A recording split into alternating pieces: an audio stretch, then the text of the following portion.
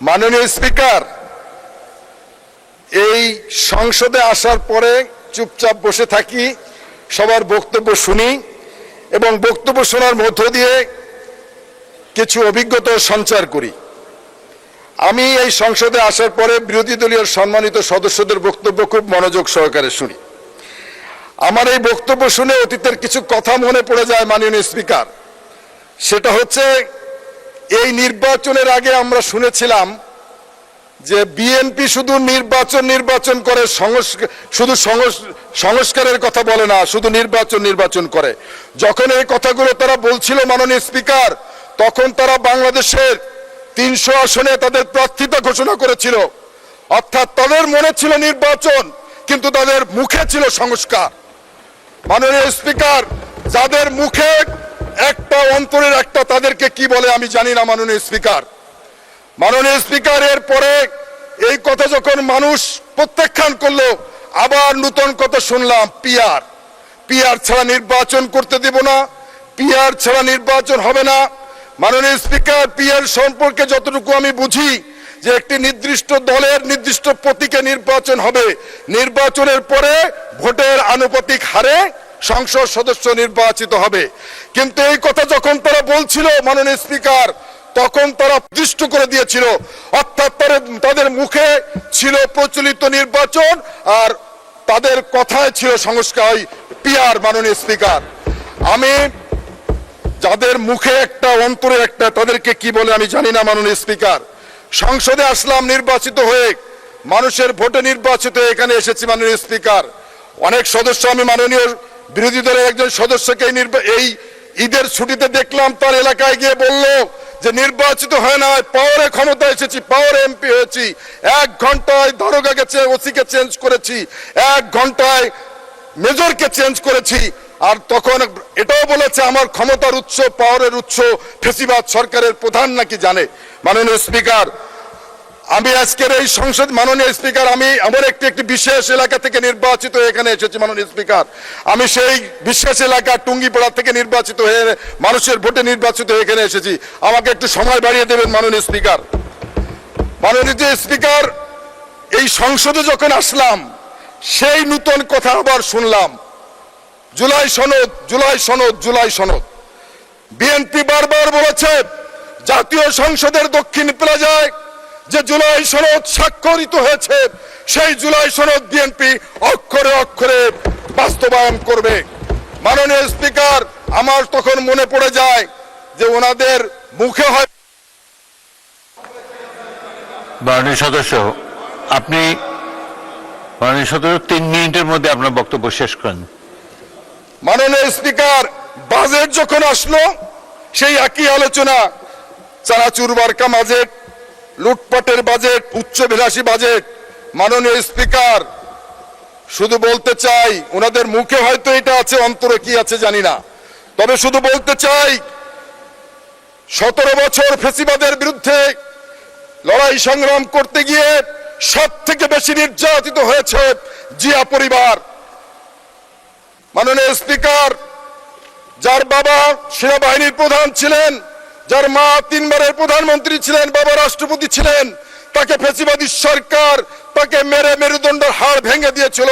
এখনো মেরুদণ্ডের হাড় এখনো বাঁকা রয়েছে। মাননীয় স্পিকার, আপনাকে শুধু বলতে চাই, শত নির্যাতনের কথা ভুলে গিয়ে 17 বছর নির্বাসিত জীবন শেষ করে প্রিয় মাতৃভূমিতে পা রাখলেন।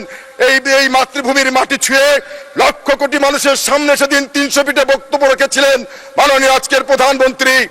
উনার বক্তব্যের মধ্যে কোনো সমালোচনা ছিল না, কোনো আক্রমণ ছিল না, কোনো প্রতিহিংসা ছিল না, কোনো বাগাড়ম্বর ছিল না। মাননীয় স্পিকার, সেদিন উনি জাতির সামনে বলেছিলেন, আমার একটি পরিকল্পনা রয়েছে দেশের জন্য, দেশের মানুষের জন্য। আমি বিরোধী দলের মাননীয় সংসদ সদস্যদেরকে বলবো, ধৈর্য ধরুন, অপেক্ষা করুন, বিশ্বাস রাখুন, আস্থা রাখুন। যার উপরে বাংলাদেশের মানুষ বিশ্বাস রেখেছে, আমরাও বিশ্বাস রাখছি। ইনশাআল্লাহ তারেক রহমানের উপর বিশ্বাস রাখেন। তারেক রহমানের নেতৃত্বেই আগামীর বাংলাদেশ হবে একটি সাম্যের বাংলাদেশ। তারেক রহমানের নেতৃত্বেই আগামীর বাংলাদেশ হবে একটি মানবিকতার বাংলাদেশ। তারেক রহমানের নেতৃত্বে আগামীর বাংলাদেশ হবে একটি সাম্প্রদায়িক বাংলাদেশ।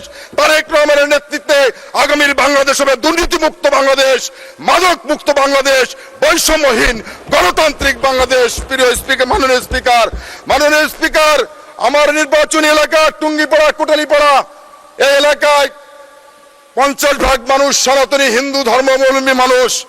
তারা আমাকে ভোট দিয়ে এই সংসদে পাঠিয়েছে। মাননীয় স্পিকার, তারা আমার কাছে ভাত খেতে চায় না, তারা আমার কাছে অর্থ চায় না, শুধু তাদের নিরাপত্তাটুকু চায়। আমি আপনার মাধ্যমে মাননীয় স্বরাষ্ট্রমন্ত্রী মহোদয়ের কাছে আকুল আবেদন জানাই, আমার এলাকার সনাতনী হিন্দু সম্প্রদায়ের মানুষ যেন শান্তিতে নিরাপত্তায় থাকতে পারে, সেজন্য আপনি ব্যবস্থা গ্রহণ করবেন। মাননীয় স্পিকার, আপনাকে ধন্যবাদ। কে কি বলেছে, কার সম্পর্কে কি গুজব, এগুলা নিয়ে জাতীয় সংসদ সময় নষ্ট করতে পারে না এবং অযথা সংসদের সময় নষ্ট হয় এমন কিছু উত্থাপন তুলবেন না। গুজব কখনো জাতীয় সংসদের বিবেচ্য বিষয় নয়। কোন রাষ্ট্রীয় কাজ সংসদ অধিবেশনের চাইতে বেশি গুরুত্বপূর্ণ নয়। গতকালকে এই সংসদ অধিবেশনে মাননীয় সরকার দলীয় চিফ হুইপের পক্ষ থেকে একটা বার্তা এখানে পেয়েছি যে বাজেট অধিবেশনকে প্রাণবন্ত করার লক্ষ্যে আমাদের সকলের উপস্থিতি এবং এখানে মনোযোগের সাথে নিয়মিত অবস্থান করা এ বিষয়ে দৃষ্টি আকর্ষণ করা হয়েছে। এই প্রেক্ষিতে আমি দুটো বিষয় আমার জানার বিষয়। একটা হচ্ছে যে আমরা শুরু থেকেই তার জন্য প্রাণ খুলে দোয়া করি আমাদের বর্ষিয়ান রাজনীতিবিদ এবং এই সংসদের একজন বিজ্ঞ পার্লামেন্টারিয়ান জনাব মির্জা আব্বাস, তার শারীরিক সর্বশেষ অবস্থা সম্পর্কে এই পার্লামেন্ট এখন পর্যন্ত আনুষ্ঠানিকভাবে আমরা কিছু জানতে পেরেছি এটা আমার মনে পড়ছে না।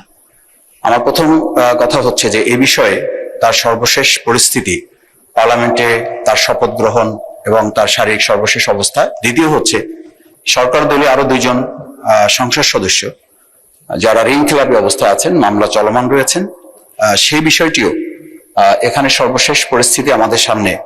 আমার মনে হয় আমরা একজন সংসদ সদস্য হিসেবে জানা দরকার যে আমরা এখনো পর্যন্ত পার্লামেন্টে অংশগ্রহণ করা কিংবা না করার প্রশ্নে তারা কি ভূমিকা পালন করতে পারছেন। সেক্ষেত্রে জনাব মির্জা আব্বাস মাননীয় সংসদ সদস্য, তার ব্যাপারে যেসব গুজবের ডালপালা আছে শহীদ শেখ আমাদের শরীফ ওসমান হাদির প্রসঙ্গে, এবং সেই গুজবে ঘিতে মানে আগুনে ঘি ঢেলেছে সর্বশেষ মমতা বন্দ্যোপাধ্যায়ের যে বক্তব্য ছিল যে আমি যদি নাম বলে দিই তাহলে বাংলাদেশে এটা নিয়ে উতাল পাতাল হবে। আমার মধ্যে সেই সব প্রসঙ্গগুলোতে আমরা আর সামনে বাড়তে না দেওয়ার জন্যই স্বরাষ্ট্রমন্ত্রীর পক্ষ থেকেও এ ব্যাপারে ব্রিফ আমাদের কাছে আসা প্রয়োজন ছিল। আমি তিনটি বিষয় নিয়ে আসছি। একটা হচ্ছে আমাদের বিজ্ঞ পার্লামেন্টারিয়ান বর্ষিয়ান রাজনীতিবিদ জনাব মির্জা আব্বাস, ওনার বিষয়ে সর্বশেষ জানা প্রয়োজন। ধন্যবাদ। দ্বিতীয় হচ্ছে আমাদের যে দুইজন ঋণ খেলাপি সরকার দলীয় তাদের বিষয়টি, এবং সর্বশেষ শরীফ ওসমান হাদি শহীদ তার বিচারের যে প্রসঙ্গটি এসেছিল এ ব্যাপারে যে গুজব আছে সে ব্যাপারে জানা প্রয়োজন। অনেক ধন্যবাদ মাননীয় স্পিকার আপনাকে। মাননীয় চিফ বলুন, গুজব সম্পর্কে কিছু বলবেন না। গুজব we don't take any notice. মাননীয় স্পিকার, এই অনেকগুলো বিষয় পয়েন্ট ওভার হয় না, আপনি অ্যালাউ করেন না, অনেক সময় হতে পারে, কিন্তু এটা না হলে খুব ভালো আমাদের। আর উনি একটা কথা বলেছেন যে আমাদের বর্ষিয়ান রাজনীতিবিদ মির্জা আব্বাস সম্পর্কে জানতে চেয়েছেন, এটা আপনি মাননীয় স্পিকার আপনি বলতে পারেন। আর দ্বিতীয়ত হলো যে দুইজন মাননীয় সংসদ সদস্য, এটা সাবজুডিস ম্যাটার, এটা কোর্টে আছে। মাননীয় স্পিকার কোর্ট সিদ্ধান্ত দিলেই কেবল সিদ্ধান্ত হবে, এর আগে তো মানে এ বিষয়ে কোনো কিছু বলার সুযোগ নেই। তা আমি মনে করি মাননীয় স্পিকার বাইরের বিষয়গুলা যেগুলা প্রয়োজনীয় নয় সেগুলো আমাদের পয়েন্ট অফ অর্ডারের নাম বলে আমাদের পার্লামেন্টের সময় যাতে না যায় সেদিকে আপনি দৃষ্টি রাখবেন। ধন্যবাদ মাননীয় স্পিকার। ধন্যবাদ। আমি বলতে যাওয়ার আগেই আপনি বলে ফেলেছেন এগুলো কোনো পয়েন্ট অফ অর্ডার না। তাছাড়া আমি বলতে চাই যারা মির্জা আব্বাস আমাদেরকে চিঠি দিয়ে জানিয়েছেন তার অবস্থা ক্রমাগত ভালো হচ্ছে, তো যথাসময়ে সুস্থ হলে তিনি এখানে আসবেন। বাকি গুজব কে কি বলেছে, কার সম্পর্কে কি গুজব, এগুলা নিয়ে জাতীয় সংসদ সময় নষ্ট করতে পারে না এবং সুতরাং পয়েন্ট অফ অর্ডার বলার সময় আপনারা চলমান বিষয়ের উপরে কিছু বলবেন এবং অযথা সংসদের সময় নষ্ট হয় এমন কিছু উত্থাপন তুলবেন না। গুজব কখনো জাতীয় সংসদের বিবেচ্য বিষয় নয়। আর তাছাড়া যেসব বিষয় সাবজুডিস আদালতে চলমান আছে সেগুলোর চূড়ান্ত সিদ্ধান্ত জানার পরই জানানো হবে। কোন সংসদ সদস্য যদি সদস্য পদ চলে যায় যথাসময়ে সংসদ থেকে সবাইকে জানিয়ে দেওয়া হবে। ধন্যবাদ।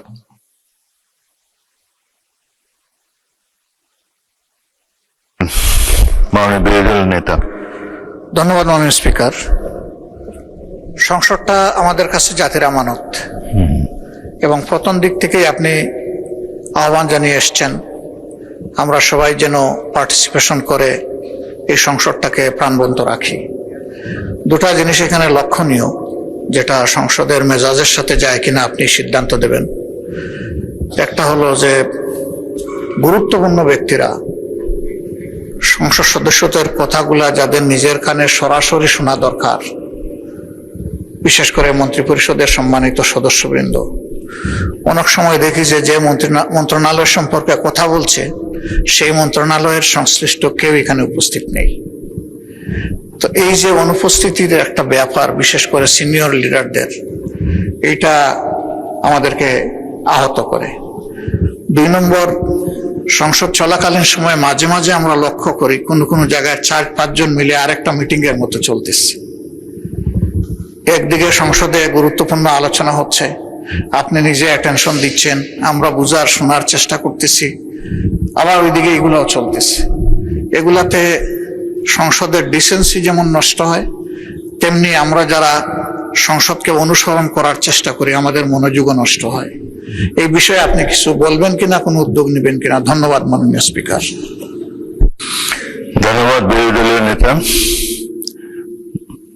তার উত্থাপিত প্রথম প্রশ্নটি অত্যন্ত গুরুত্বপূর্ণ। বাজেট অধিবেশন চলছে, গুরুত্বপূর্ণ মন্ত্রী, বিশেষ করে যাদের সম্পর্কে এলাকার দাবি দাওয়া নিয়ে মাননীয় সদস্যগণ বক্তব্য রাখেন, যেমন হাসপাতালের কারণে, হাসপাতালের অব্যবস্থার কারণে স্বাস্থ্যমন্ত্রীকে তারা অনেক কিছু বলেন, আইন শৃঙ্খলা প্রশ্নে স্বরাষ্ট্রমন্ত্রীকেও কিছু বলেন, এবং এলজিআরডি মন্ত্রী অবশ্যই এখানে থাকেন, তার ব্যাপারে সবসময় তারা দেয়।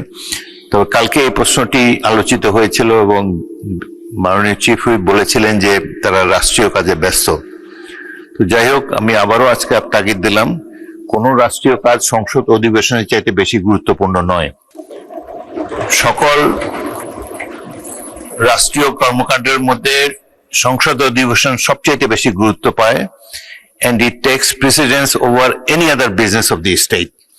সুতরাং আপনি মাননীয় মন্ত্রীদেরকে বলবেন তারা যেন সংসদে যথাসময়ে আসেন, সংসদ সদস্যদের যেসব বক্তব্যে তাদের মন্ত্রণালয় সম্পর্কিত কথা তারা বলেন সেগুলোর ব্যাপারে তারা অন্তত শুনবেন এবং যদি সম্ভব হয় তার প্রতিকার করার চেষ্টা করবেন। দ্বিতীয়ত, বিরোধী দলের নেতা যেটি বলেছেন, আমি মাঝে মাঝে দেখি সংসদের ছোট ছোট গ্রুপে কথাবার্তা চলে, ফ্লোর ক্রসিং ও 2-1 দেখেছি, সেগুলো আমি সাথে সাথে পয়েন্ট আউট করেছি। আপনারা সংসদের মধ্যে গ্রুপ আলোচনা করার চেষ্টা করবেন না এবং যত সম্ভব নিজের আসনে বসে সংসদ কার্যক্রমে অংশগ্রহণ করার, অন্তত ভালোভাবে শোনার চেষ্টা করবেন। এটাই আমরা আশা করি। সংসদের শৃঙ্খলা বজায় রাখার ক্ষেত্রে আপনাদের সকলের সহযোগিতা কামনা করি। ধন্যবাদ।